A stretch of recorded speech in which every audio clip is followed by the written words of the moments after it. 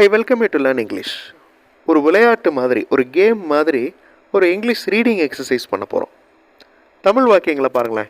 பிறகு அங்கிருந்து சாப்பிட சென்றோம், நான் ஓய்வு எடுக்கப் போகிறேன், நான் என் நண்பன் வீட்டிற்கு சென்றேன். மாறி மாறி இருக்கா? இதை நீங்கள் சரியான ஆர்டரில் பண்ணணும். இப்போ அந்த ஒன் அப்படிங்கிற சென்டென்ஸை பாருங்கள். அதுதான் ஃபர்ஸ்ட் சென்டென்ஸ். நான் என் நண்பன் வீட்டிற்கு சென்றேன். செகண்ட் சென்டென்ஸ், அவரை கூட்டிக் கொண்டு கோயிலுக்கு போனேன். பிறகு அங்கிருந்து சாப்பிட சென்றோம், நான் ஓய்வு எடுக்க போகிறேன். ஸோ தமிழில் ஈஸியாக ஆர்டர் பண்ணிட்டோம். இதை நம்ம இங்கிலீஷில் பண்ண போகிறோம். In English you have to read the சென்டென்சஸை நல்லா ரீட் பண்ணி அந்த சென்டென்ஸோடைய மீனிங்கை நல்லா அண்டர்ஸ்டாண்ட் பண்ணிவிட்டு தென் சைடில் இருக்கிற நம்பர்ஸை ரீப்ளேஸ் பண்ணுங்கள். கரெக்டான ஆர்டரில் நீங்கள் ரீப்ளேஸ் பண்ணணும். I welcome you to the channel சென்டாக்ஸ். உங்களுடைய ஸ்போக்கன் இங்கிலீஷ் ஸ்கில் டெவலப் பண்ணுறதுக்கு வீடியோஸ் அப்லோட் பண்ணிட்டு வரேன். ப்ராக்டிஸ் பண்ணிகிட்டே இருங்க, கண்டிப்பாக டெவலப்மெண்ட் இருக்கும். நான் வீடியோ பாஸ் பண்ணிவிட்டு பொறுமையாக ரீட் பண்ணி பாருங்கள். 1 2 3 4 5 கரெக்டான ஆர்டரில் இருக்குது. பட் சென்டென்சஸ் மாறி இருக்குது, ஷஃபில் ஆகிருக்கு. எந்த சென்டென்ஸ் ஃபஸ்ட் வரும், எந்த சென்டென்ஸ் அடுத்து வரும் அப்படிங்கிறத கண்டுபிடிங்க. வீடியோ பாஸ் பண்ணிக்கோங்க. ஆன்சர் ஃபியூ செகண்ட்ஸில் டிஸ்பிளே ஆகும். பொறுமையாக ரீட் பண்ணி பாருங்கள். ஈஸியாக அவங்களால ஆன்சர் கண்டுபிடிக்க முடியும்.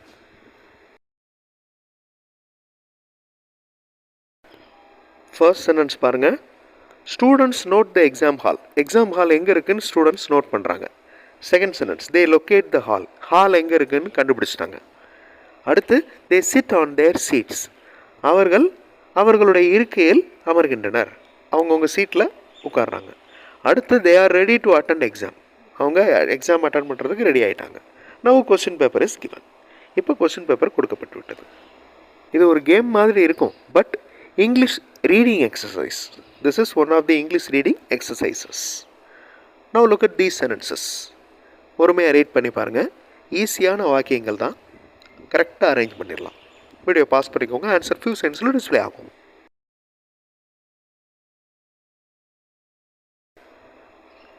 Farmer cultivates his land. விவசாயி அவருடைய நிலத்தை உழுகிறார், கல்டிவேட் பண்ணுறார்.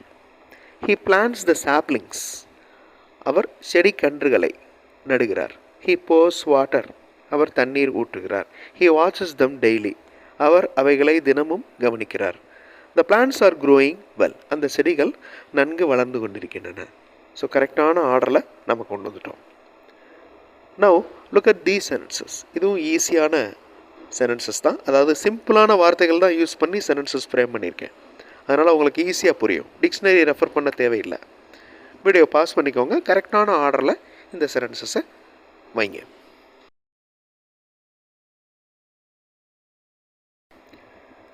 ஐ take a cup of milk. நான் ஒரு கப் பாலை எடுக்கிறேன். I boil it. அதனை கொதிக்க வைக்கிறேன். I add coffee powder. நான் காஃபி தூள் சேர்க்கிறேன். I add sugar finally. கடைசியாக நான் சுகர் சேர்க்கிறேன். Coffee is ready to drink. காஃபி குடிப்பதற்கு தயாராக இருக்கிறது. ஒரு சின்ன குக்கிங் ப்ராசஸ். இந்த மாதிரி குக்கிங் ப்ராசஸ்லேருந்து நிறையா சென்டென்சஸ் நீங்கள் இங்கிலீஷ் சென்டென்சஸ் ஃப்ரேம் பண்ணலாம். அந்த மாதிரியான வீடியோஸ் சென்டாக்ஸ் ப்ளஸ் அப்படிங்கிற இன்னொரு சேனலில் இருக்குது. குக்கிங் ப்ராசஸ், நம்ம டெய்லி செய்கிற ஆக்டிவிட்டீஸ், இங்கிலீஷ் மாடல் சென்டென்சஸ் மட்டுமே இருக்கிற வீடியோஸ் இருக்குது. அதை பார்த்தும் நீங்கள் இங்கிலீஷ் சென்டென்சஸ் ஃப்ரேம் பண்ணி ப்ராக்டிஸ் பண்ணலாம். அந்த சேனலையும் பாருங்கள், கண்டிப்பாக உங்களுக்கு யூஸ்ஃபுல்லாக இருக்கும். Look at these sentences. Order எல்லாமே மாறி இருக்குது. பொறுமையாக ரீட் பண்ணி பாருங்கள். ரொம்ப சிம்பிளான சென்டென்சஸ். உங்களால் ஈஸியாக ஆன்சர் கண்டுபிடிக்க முடியும். வீடியோ பாஸ் பண்ணிக்கோங்க. ஆன்சர் ஃபியூ செகண்ட்ஸில் டிஸ்பிளே ஆகும். He selected a land. அவர் ஒரு நிலத்தை தேர்ந்தெடுத்தார். He measured it. அவர் அதனை அளந்தார். Measurement was approved. அந்த மெஷர்மெண்ட் அப்ரூவ் ஆயிடுச்சு, அளவு அங்கீகரிக்கப்பட்டது. Plan was also approved. Plan, திட்டப்படம், அதுவும் அங்கீகரிக்கப்பட்டது. He started construction. அவர் கட்டுமானத்தை ஆரம்பித்தார். Now look at these sentences. இதுலேயும் சின்ன சின்ன வேர்ட்ஸ், அதாவது வெக்காபுலரி, டிஃபிகல்ட்டான வெக்காபுலரி யூஸ் பண்ணல. அதனால் டிக்ஷனரியை ரெஃபர் பண்ண தேவையில்லை. கேஷுவலாக ரீட் பண்ணி பாருங்கள். கண்டிப்பாக உங்களால் ஆன்சர் கண்டுபிடிக்க முடியும். வீடியோ பாஸ் பண்ணிக்கோங்க. ஆன்சர் ஃபியூ செகண்ட்ஸில் டிஸ்பிளே ஆகும்.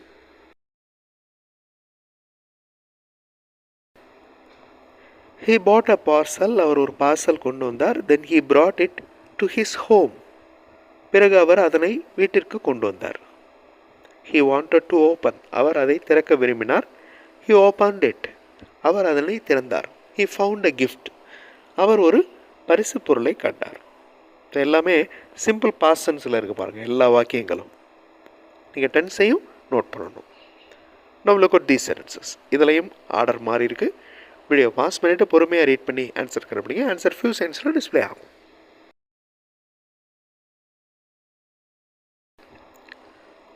He cleans the vegetables. அவர் காய்கறிகளை சுத்தம் செய்கிறார். He cuts into pieces. எல்லாத்துலேயும் பாருங்களேன் வேர்போட எஸ் ஆட் ஆகிருக்கு. ஸோ எல்லா சென்டென்சஸும் சிம்பிள் ப்ரெசன்ட் டென்ஸில் இருக்குது.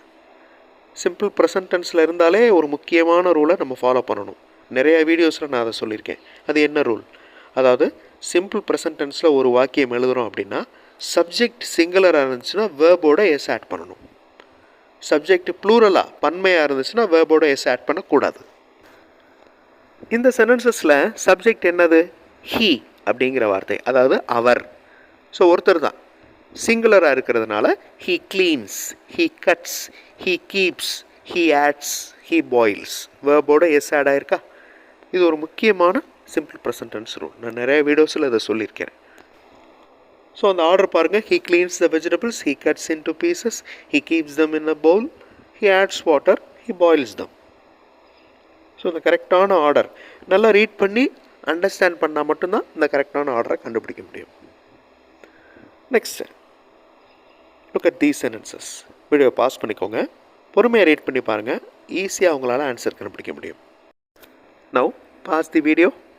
Answers will be displayed soon.